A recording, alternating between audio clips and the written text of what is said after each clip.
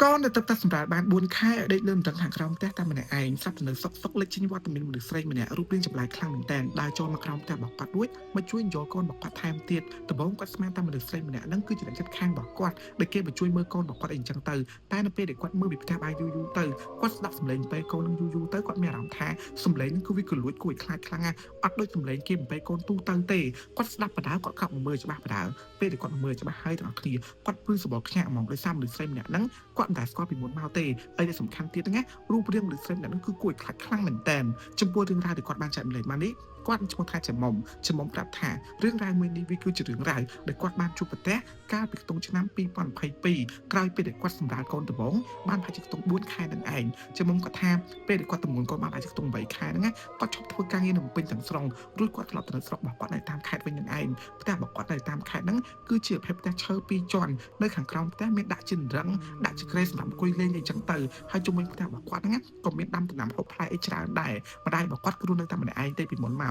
ដោយសារអីពេលដែលបងប្អូនរបស់គាត់គេរៀបការមានប្រពន្ធមានកូនអស់ទៅគេក៏រើទៅនៅខាងប្រពន្ធនៅខាងប្តីរបស់គេអស់លេងចឹងទៅចឹងហើយទៅធ្វើម៉ាក់របស់គាត់នៅតែម្នាក់ឯងទេដោយសារតែគាត់ឃើញថាចេះបើសិនជាគាត់សម្រាប់កូនអាចនឹងអត់មានបញ្ហាគេជួយមើលកូនជាពិសេសក៏អត់មានមនុស្សចាស់អញ្ចឹងណាទៅគាត់នឹងប្តីរបស់គាត់ក៏សម្រេចថាទៅនៅខេត្តជុំគ្នាហ្មងទៅចឹងពេលហ្នឹងប្តីរបស់គាត់ក៏ដូរកន្លែងការងារដូចគ្នានឹងឯងទាំងគ្នាពេលដែលគាត់ត្រឡប់ទៅនៅស្រុកវិញហ្នឹងពេលគាត់ទំនួលកូន8ខែហ្នឹងផ្ទះរបស់គាត់គឺមានសម្រាប់ទាំងអស់តែ3នាក់ទេមានគាត់ប្តីរបស់គាត់ហើយនិងម្ដាយរបស់គាត់អាយុ60ឆ្នាំនឹងឯងទាំងគ្នាម្ដាយរបស់គាត់គឺជាមនុស្សធ្វើបុណ្យខ្លាំងណាស់ពេលណាដែលគេមានបុណ្យមានទានអញ្ចឹងទៅគឺគាត់តែទៅវត្តបាត់អញ្ចឹងទៅទាំងគ្នាអញ្ចឹងគាត់ថាពេលគាត់សម្រាលកូនហើយបាន1ខែ2ខែដំបូងម្ដាយរបស់គាត់គឺនឹងជួយមើលថែគាត់អីទេប៉ុន្តែនៅពេលដែលកូនរបស់គាត់ចូលក្បាល4ខែ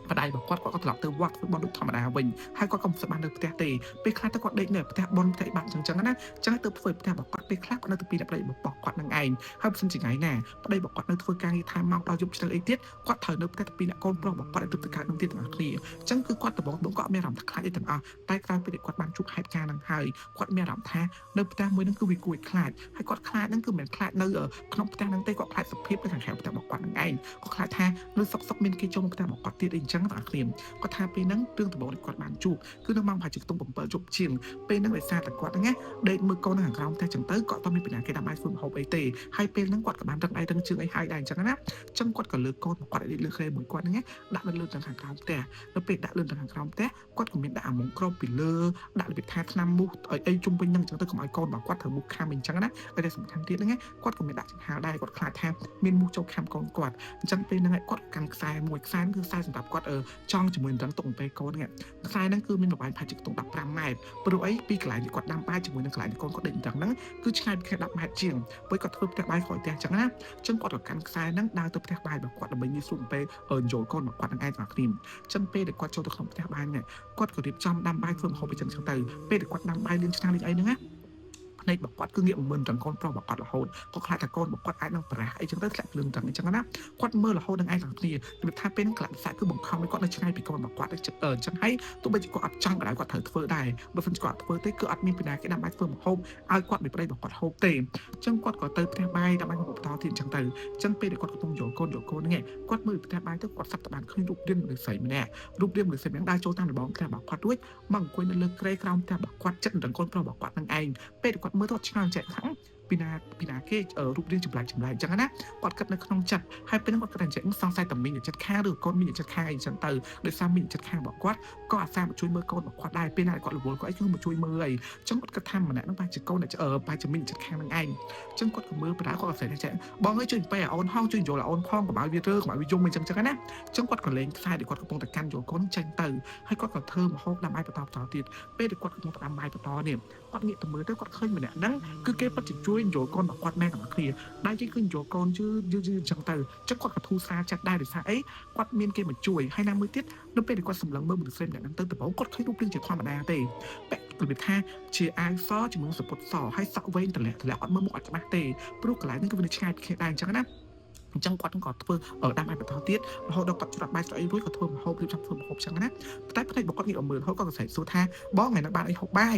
សុំមកសាឡមកជំនួសឲ្យមកសាឡវិញគាត់និយាយជាមួយវិញអញ្ចឹងណាប៉ុន្តែម្នាក់ហ្នឹងគឺអត់និយាយជាមួយគាត់ទេហើយជួយយល់កូនរបស់គាត់ហើយអស់ទៅជួយយល់កូនរបស់គាត់ទាំងអស់គ្នាគឺគាត់សាប់ទៅលើសម្លេងកំហឹមនេះគឺសម្លេងកំហឹមពេលកូនរបៀប លឺសំឡេងបំពេកូនហ្នឹងហើយគាត់ងាកមើលគាត់សើចចេះបងឥឡូវចេះបំពេកូនណាពីមុនឲ្យជួយបំពេកូនគាត់ជួយទេតែឥឡូវបំពេកូនខ្ញុំហ្មងហើយបំពេឡើងព្រោះទៀតណាគាត់ស្ដាប់ដំបងឃើញព្រោះអញ្ចឹងគាត់ក៏បន្តលើកថាហាន់បន្លែហាន់សាច់ធ្វើម្ហូបបន្តទៀតអញ្ចឹងសំឡេងហ្នឹងគឺនឹងតែបំពេកូនសំឡេងហ្នឹងគឺលឺទៅគាត់ស្ដាប់តែកូនរបស់គាត់យំលឺសំឡេងកូនរបស់គាត់យំធម្មតាក្មេងទៅពេលលឺសំឡេងបំពេកូនវាគួរតែស្ងាត់ប៉ុន្តែកូនរបស់គាត់ហ្នឹងបែរជាយំលឺមែនតើយំអងាយំអញ្ចឹងបងប្អូនអញ្ចឹងគាត់ក៏សេពពីតែបាយទៅ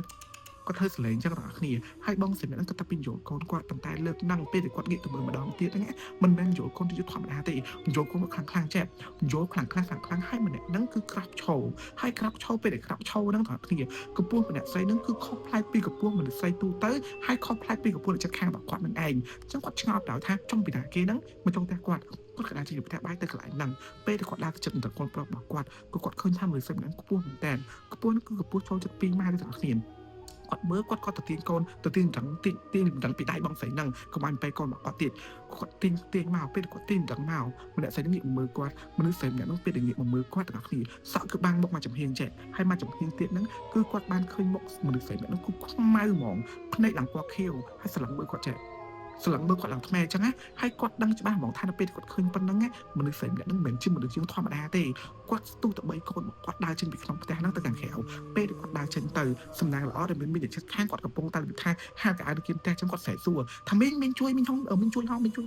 គាត់ដើរទៅរកមីងហ្នឹងហើយមីងក៏សួរថាមិនអូនគាត់សួរនាំមកសាកូនកំពុងតែយំខ្លាំងចឹងគាត់ថាចេះមានគេចូលក្នុងផ្ទះខ្ញុំចឹងពេលដែលប្រាប់មីងហ្នឹងគាត់ស្រែកទៅប្រាប់ប្តីគាត់ប្រាប់កូនគាត់ឲ្យមកមើលពេលដែលទៅអត់មានពីណាគេគ្រប់តែគាត់ទាំងអស់ហើយមីងគាត់សួរនាំថាពីណាគេចូលមកចៅមែនឡើងទៅលើផ្ទះបាត់ហើយមែនអញ្ចឹងណាក៏គេឡើងទៅលើផ្ទះតាមជួយមើលជួយអញ្ចឹងទៅជុំវិញផ្ទះហ្នឹងគឺគេជួយមើលទាំងអស់អ្នកចិត្តខាងរបស់គាត់គឺល្អមែនតើគេជួយមើលគ្រប់ទាំងអស់ប៉ុន្តែគឺអត់មានឃើញអីទាំងអស់គាត់ក៏ប្រាប់ទៅវិញថាអ្នកដែលគាត់ឃើញហ្នឹងមិនមែនជាមនុស្សប្រុសហើយក៏មិនជាចៅដែរប៉ុន្តែគឺជាមនុស្សស្រីពាក់ខោអាវសហើយមនុស្សស្រីហ្នឹងគឺទម្លាក់សក់មុខឡើងខៀវមកជាហៀងហើយភ្នែកហ្នឹងឡើងពណ៌អីមុខឡើងខ្មៅភ្នែកពណ៌ខៀវគឺមកជួយចូលទាំងកូនប្រុសរបស់គាត់នឹងឯងមីងអ្នកហ្នឹងគាត់ទៅលឺប៉ុណ្ណឹងគាត់ថាទៅអួយមកក្រុមជ្រងគាត់ថា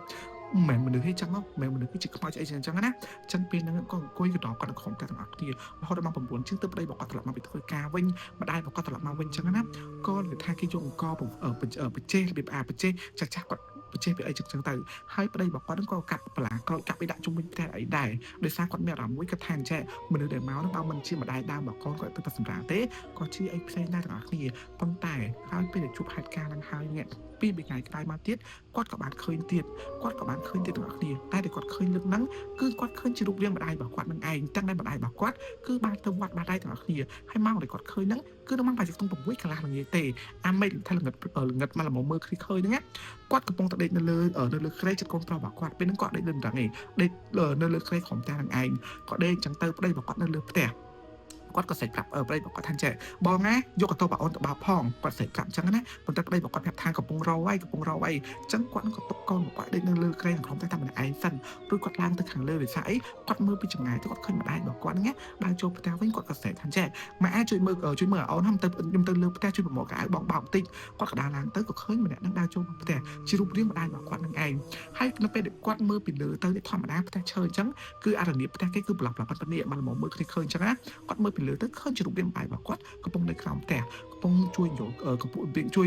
លួងកូនចឹងលើក3ថែមទៀតទាំងគ្នាលើក3លើកអីចឹងទៅប៉ុន្តែកូនរបស់គាត់នោះគឺស្រែកយំខ្លាំងមែនតើស្រែកយំខ្លាំងណាស្រែកយំដល់ថ្នាក់គាត់អំប្រៃរបស់គាត់ចុះលើផ្ទះមើលច្បាស់តែពេលដែលពីរអ្នកគាត់ចុះមើលផ្ទះនៅក្រុមផ្ទះច្បាស់ហ្នឹងគាត់បានឃើញរូបរាងម្ដាយរបស់គាត់ហ្នឹងទៅឈរចំហៀងផ្ទះហើយប៉ុន្តែមិនមែនជារូបរាងម្ដាយរបស់គាត់ទេប៉ុន្តែជារូបរាងមនុស្សស្រីដែលគាត់បានឃើញពេលដែលយល់ដល់កូនប្រុសរបស់គាត់នឹងឯងជារូបរាងមនុស្សស្រីសបល់ខ្មៅផ្នែកខៀវមកជាភៀងឯងទាំងគ្នាតែគាត់ឃើញគឺច្បាស់ខ្លាំងមែនតើតែប្តីរបស់គាត់បានឃើញទាំងអស់គឺឃើញតែគាត់ហ្នឹងទេគាត់ញ័រជើងរឹងដៃរឹងជើងរហូតដល់គាត់គេហៅថាអីគេ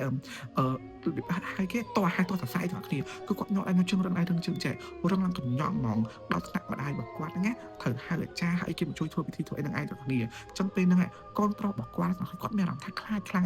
ាចថាកូនប្រុសរបស់គាត់ត្រូវគេមកធ្វើបាបធ្វើអីចឹងទៅហើយពេលហ្នឹងវាក៏ជាពេលដែលគាត់ចាប់ផ្ដើមជឿទៅលើរឿងតាក់ទងមួយខ្វាត់ព្រាបបិសាចរឿងម្ដាយដើមរឿងអីដែរទាំងគ្នាហ្នឹងហើយអីគាត់ចាត់មិនបាននេះក៏មានត្រឹមតែប៉ុណ្្នឹងទេហើយក៏សូមទោសចំពោះកំហុសអចេតនាដែលជាពិសេសហ្នឹងគឺសលេងមកខ្ញុំចាប់តាមឈឺឯទាំងគ្នាអញ្ចឹងគឺខ្ញុំអាចនឹងនិយាយស្អីក្បោះក្បាយដូចពីមុនទេខ្ញុំមានតែប៉ុណ្្នឹងទេទាំងគ្នាបាយ